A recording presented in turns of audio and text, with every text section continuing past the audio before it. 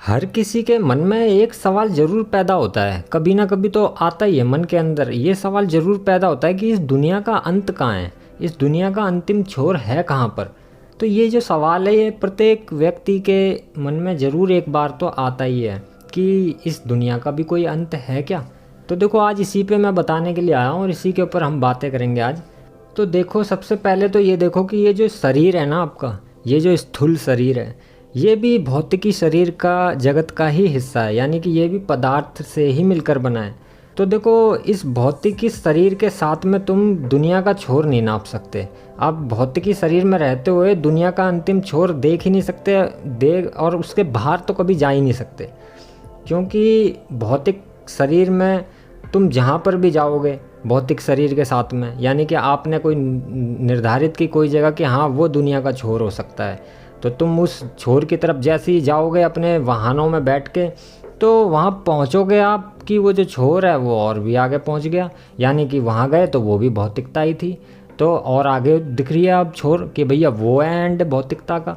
तो अगर इस तरीके से देखोगे तो इस तरीके से तुम जहाँ भी जाते जाओगे वो भौतिकता ही बनती चली जाएगी, भौतिकता ही बनती चली जाएगी, क्योंकि भौतिक शरीर है और भौतिक शरीर के साथ हम भौतिक जगत को पार नहीं कर सकते। क्योंकि देखो यह जो अंतरिक्ष है ना ये अनंत है, इसकी कोई भी सीमा नहीं है अंतरिक्ष की। और अगर शरीर के साथ में तुम अंतरिक्ष में कोई सीमा निर्धारित भी कर दोगे तो उससे पहुंचोगे तो वो सीमा ही आपसे दूर चली जाती है। तो जितनी ज़्यादा निर्धारित करते चले जाओगे ये सीमा उतनी ही दूर होती चली जाएगी, कभी ख़त्म नहीं होती है। जैसे कि आपने देखा होगा कि मन की इच्छाएं होती हैं ना व्यक्ति की, कि एक इच्छा पूरी हुई कि दूसरी जाग जाती है।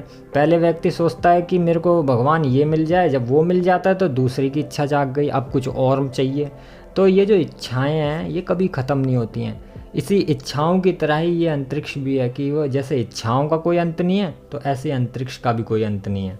तो ये जो शरीर है इस शरीर के साथ भौतिकी जगत पार नहीं किया जा सकता, क्योंकि ये जो शरीर है ये भी तो भौतिकी जगत का ही हिस्सा है, और जहाँ पर भी शरीर जाएगा वही भौतिकी जगत ही कहलाएगा, क्योंकि भौतिकी जगत के पार तो पदार्थ ही नहीं होगा।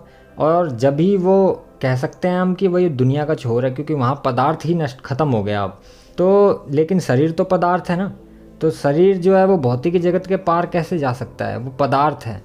तो इसीलिए शरीर के साथ भौतिकी जगत पार नहीं किया जा सकता।